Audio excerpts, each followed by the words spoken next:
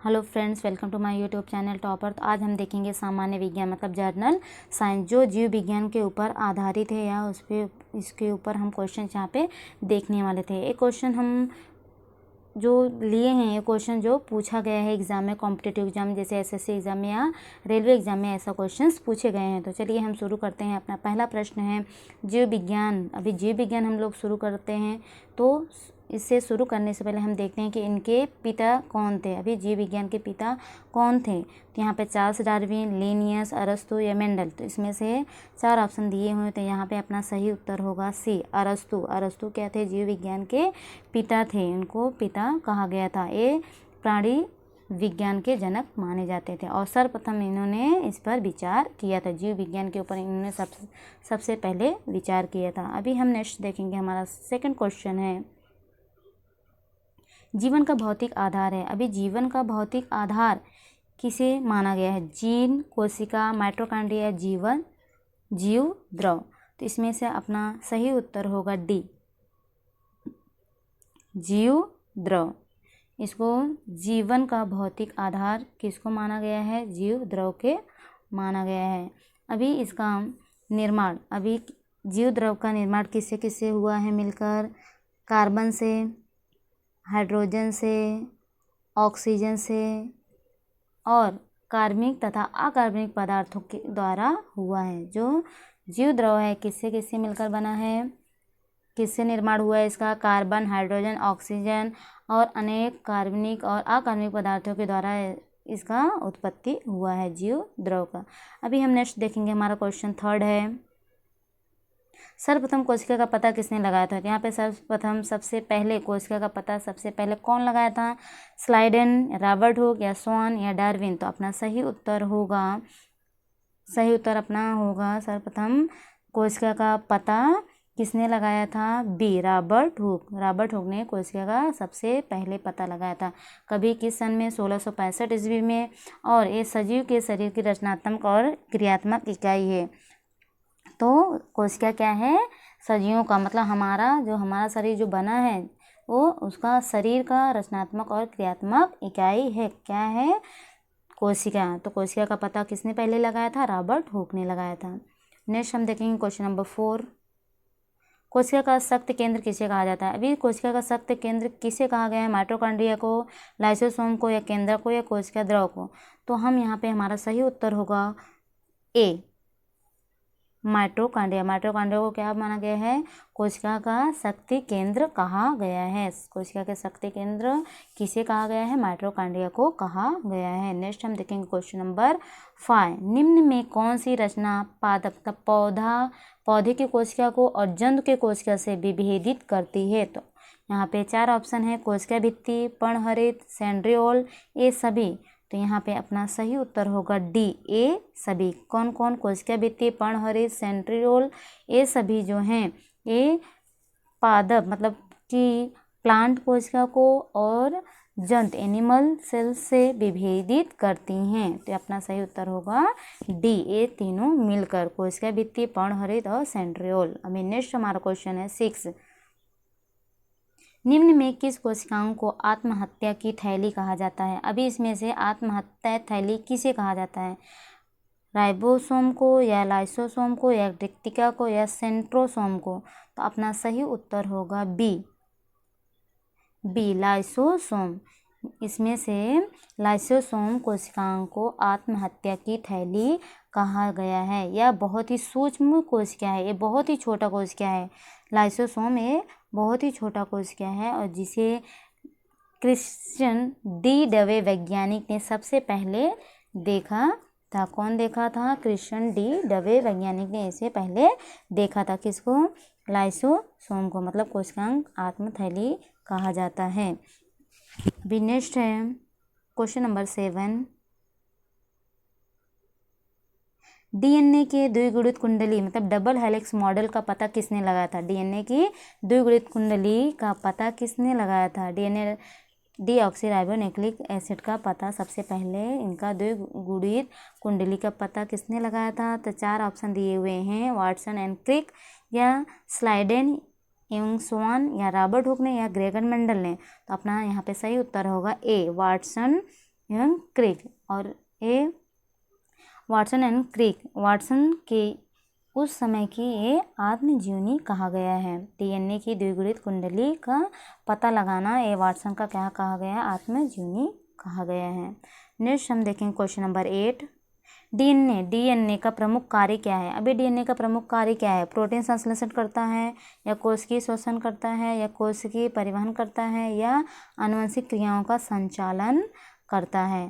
तो यहाँ पे क्या कार्य, प्रमुख कार्य क्या है, तो प्रमुख कार्य मतलब सबसे इम्पोर्टेंट काम क्या है इसका, तो यहाँ पे अपना सही उत्तर होगा डी। क्या होगा, डी होगा। क्या करता है, आनुवंशिक क्रियाओं का संचालन करता है, इसका सबसे प्रमुख कार्य है। और डीएनए क्या करता है, प्रोटीन संश्लेषण को भी नियंत्रित करता है, ये भी है, लेकिन सबसे प्रमुख कार्य क्या है, आनुवंशिक क्रियाओं का संचालन करना। हम नेक्स्ट देखेंगे क्वेश्चन नंबर 9। अभी आरएनए राइबोन्यूक्लिक एसिड पाया जाता है, कहाँ पाया जाता है, कोशिका भित्ति में या माइटोकॉन्ड्रिया में या कोशिका द्रव्य में या राइबोसोम में। तो अपना सही उत्तर होगा सी। कहाँ पे पाया जाता है, कोशिका द्रव्य में पाया जाता है। कोशिका द्रव्य में क्या पाया जाता है, RAN पाया जाता है, राइबोन्यूक्लिक अम्ल पाया जाता है। अभी हमारा नेक्स्ट क्वेश्चन है क्वेश्चन नंबर 10, आनुवंशिक का पिता किसे कहा जाता है। आनुवंशिकी के पिता किसे कहा गया है, लैमार्क हैं कि डार्विन है या मेंडल है या अरस्तु हैं। तो अपना सही उत्तर होगा सी, मेंडल। सर ग्रेगर मेंडल, इनका पूरा नाम क्या है, सर ग्रेगर मेंडल, और इन्होंने आनुवंशिकता के पिता कहा गया है। इनको क्या कहा गया है, आनुवंशिकता का पिता माना गया, फादर माना गया है किनको, सर ग्रेगर मेंडल को, और शिक्षा में बहुत ही शौक रखते थे।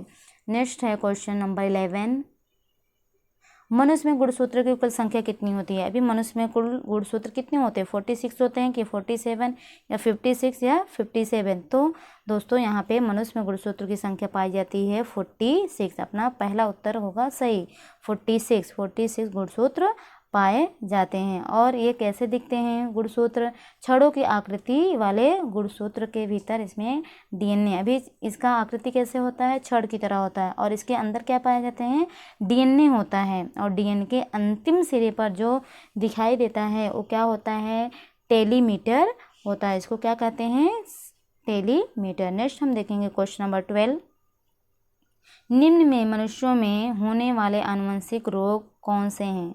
अभी इसमें से मनुष्य में जो आनुवंशिक रोग होते हैं, वो कौन कौन से, वर्णनता या हीमोफीलिया या टर्नर सिंड्रोम या उपयुक्त सभी। तो यहाँ पे दोस्तों अपना सही उत्तर होगा डी, उपयुक्त सभी। जो तीनों बीमारियाँ दिया हैं वो क्या है, आनुवंशिक रोग हैं। वर्णनता, हीमोफीलिया या टर्नर सिंड्रोम एक कौन सी रोग है, मतलब ये रोग होते क्या हैं, वर्णता मतलब कि कलर ब्लाइंडनेस, मतलब कलर की पहचान एक कर नहीं पाते, जिसको ये रोग होता है। वर्णता मतलब कलर ब्लाइंडनेस, एक कलर की विभेद नहीं कर पाते हैं। हीमोफीलिया, अभी हीमोफीलिया में क्या होता है, ब्लड जमता नहीं, क्लॉट नहीं होता है, ब्लड अगर चोट वगैरह लग जाता है तो ब्लड क्या होता है, कंटिन्यू बहता है, वो बंद नहीं होता है। सी, टर्नर सिंड्रोम जो होता है वो महिलाओं में देखा जाता है। नेक्स्ट हम देखेंगे क्वेश्चन नंबर 13। अभी 13 में लड़का पैदा होगा जब गुणसूत्र XX गुणसूत्र हों या XXX गुणसूत्र हों या XY गुणसूत्र हों या YY गुणसूत्र हों। तो यहाँ पे दोस्तों जब लड़का पैदा होता है तो गुणसूत्र जो होते हैं वो XY गुणसूत्र होते हैं। क्या होते हैं, एक X होता है, एक Y होता है। तो ये गुणसूत्र से मिलकर क्या बनते हैं, लड़का, मतलब लड़का पैदा होता है। और लड़की के लिए क्या रहता है, कौन से गुणसूत्र रहते हैं, XX। जब XX रहेगा गुणसूत्र लड़की पैदा होगी, और XY गुणसूत्र रहेगा तो लड़का पैदा होता है। नेक्स्ट हम देखेंगे अभी हीमोफीलिया रोग से ग्रस्त व्यक्ति। अभी हीमोफीलिया जो होता है वो ब्लड क्लॉटिंग नहीं होता, ब्लड जमता नहीं है। तो इसमें हम 4 ऑप्शन दिए गए हैं, आयरन की कमी हो जाती है, या रक्त का बहना बंद नहीं होता, या रक्त बनता ही नहीं है, या रक्त में श्वेत रक्त कण मृत हो जाती है। तो अपना सही आंसर इसमें होगा बी। क्या होगा, बी। रक्त का बहना बंद नहीं होता है। अगर हीमोफीलिया किसी को है, अगर बीमारी हीमोफीलिया है तो रक्त का बहना बंद नहीं होता है। नेक्स्ट हम देखेंगे क्वेश्चन नंबर 15 में जीन के बारे में निम्न में से कौन सा कथन सत्य है। अभी 4 ऑप्शन दिए हैं, उसमें से जीन के बारे में क्या सत्य है।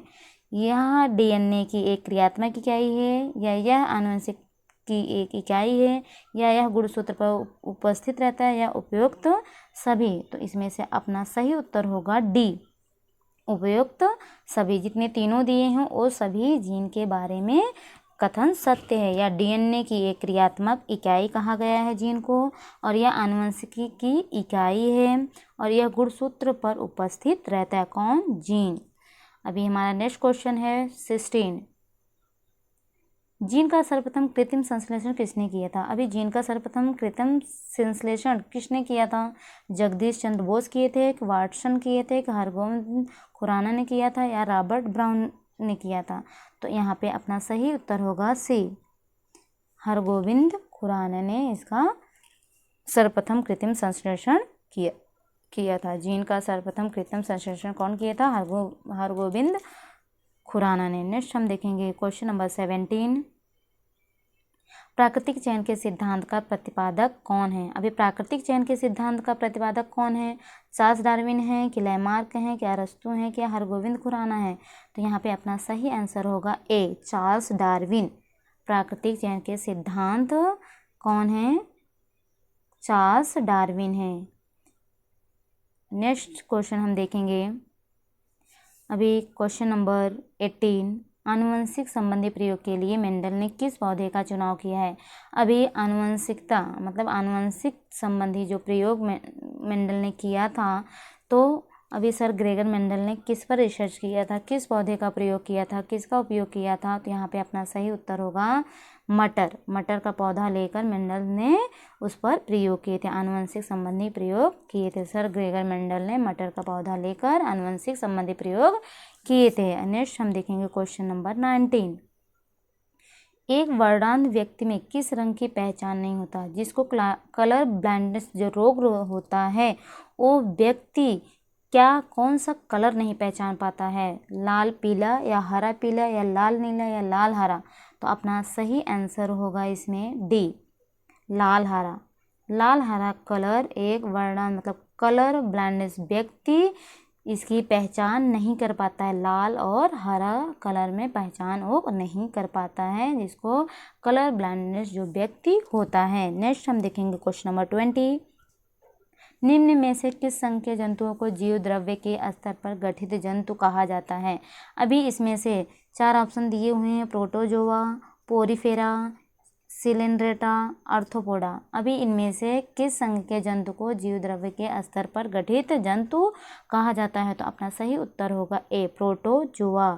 निम्न में से प्रोटोजोआ संघ के जंतुओं को जीव द्रव्य के स्तर पर गठित जंतु कहा जाता है। क्या कहा जाता है। जीव द्रव्य के स्तर पर गठित जंतु कहा जाता है। किसको। प्रोटोजोआ संघ के जंतु को। तो यहाँ पे दोस्तों हम आज 20 क्वेश्चंस यहाँ पे देखे हैं। ये इम्पॉर्टेंट क्वेश्चन है। अगर एक क्वेश्चन आपको पसंद आया होगा तो इस वीडियो को लाइक कीजिए, सब्सक्राइब कीजिए और शेयर कीजिए। धन्यवाद।